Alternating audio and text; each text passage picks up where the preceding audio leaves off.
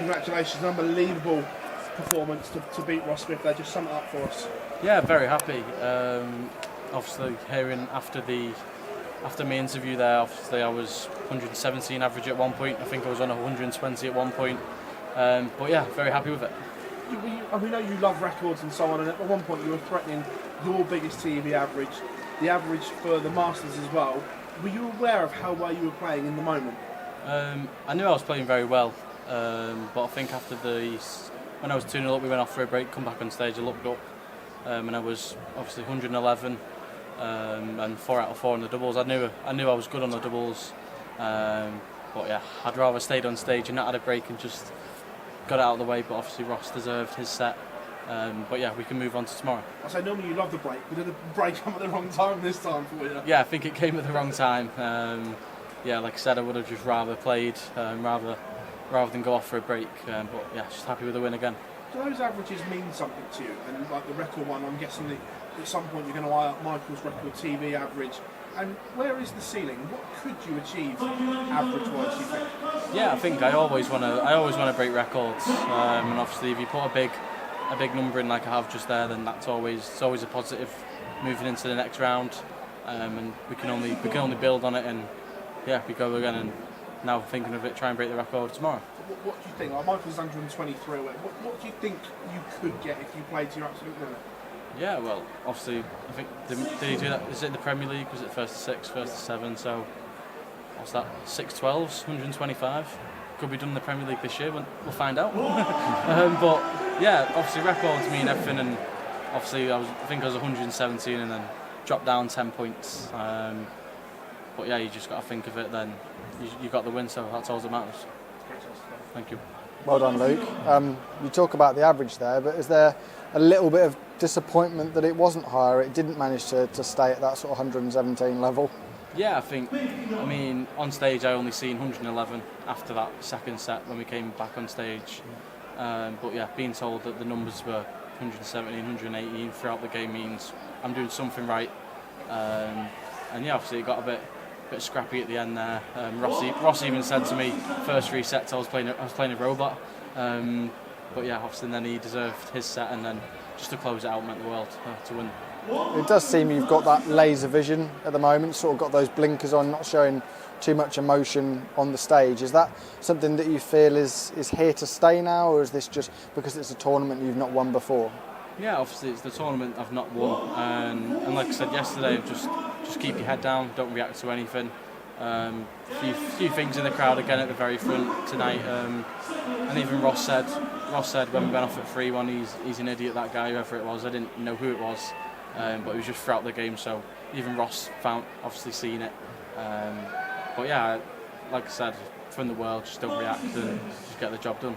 Congratulations on that performance. You mentioned that guy in the crowd, there was an incident Thursday and Friday with someone in the crowd.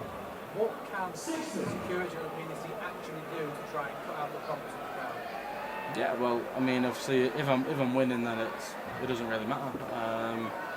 I think after the second set, one of the securities came over to me and said, "What did he say?" or something, and then I just said, "Oh, nothing. I've won the set, so it doesn't really matter." And yeah, as long as I'm winning, then that's all that matters.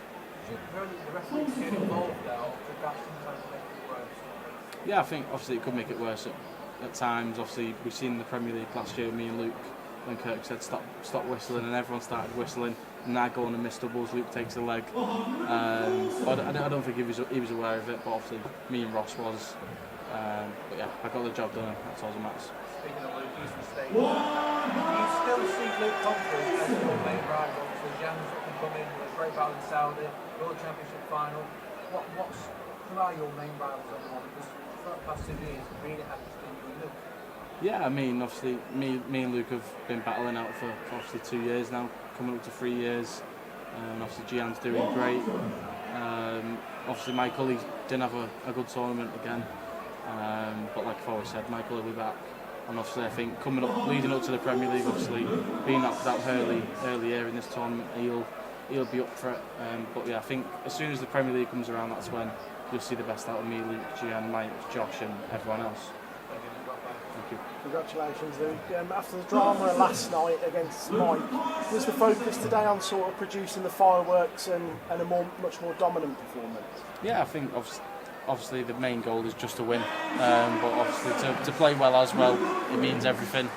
And we all know Ross, he doesn't back off from you, and he got to 102 there. But yeah, you can be proud, but I'm even prouder by advancing to tomorrow afternoon. And to not lose a leg for those, first few sets, was it a slight disappointment that you didn't get the job done without losing a leg? Yeah, I think I seen it at one point. It was 2-1, 2-0, and then 2-0. But yeah, Ross played well. He earned his set and his legs, and yeah, I was just happy to win. And Josh Rock up next. Josh was in earlier, and he kind of fancies the job. What do you think you need to do tomorrow to get the win against him? Yeah, I don't think you can predict anything when you come off stage, because it's whatever happens on a day. I might turn up tomorrow, not play like that. I might turn up tomorrow and play even better. But at starts, you just don't know. As long as the practice is going well, then I'm sure you won't have any problems. Thank you. Hi Luke, so you and Ross probably served up the tie of the weekend so far. Are performances just as important as results for you? Yeah, I think performances it's key to get their numbers, and everyone knows me. If that double percent is very high, then I'll also come off stage very happy. And I think it all went to plan tonight. So, I mean, between you got 14 180s in just 13 legs. I mean, 8 of them for yourself. I mean, you must be happy with that power scoring. Yeah, I'm very happy. The power scoring was there from the very start. I was a bit gutted in one of the legs where I think I hit a 140 after the 180 to have a go at the 9, because I mean the layup was perfect. The darts were standing up and I couldn't get it. I even walked round and just said to myself that was so perfect. But yeah, we can come back tomorrow and hopefully play like that again. And your opponent tomorrow, Josh Rock, says that he's already sat down with his management team and looked at where there could be breaks throughout the season. Have you done the same? Have you chosen which tournaments you might be missing already for the rest of the year? Yeah, I mean, obviously Josh has sorted out, but for myself, we've not really looked at much this year. I've entered all of them, but if I turn up to them, then I'll turn up to them. Thank you very much. Good luck. Thank you. Cheers, Luke.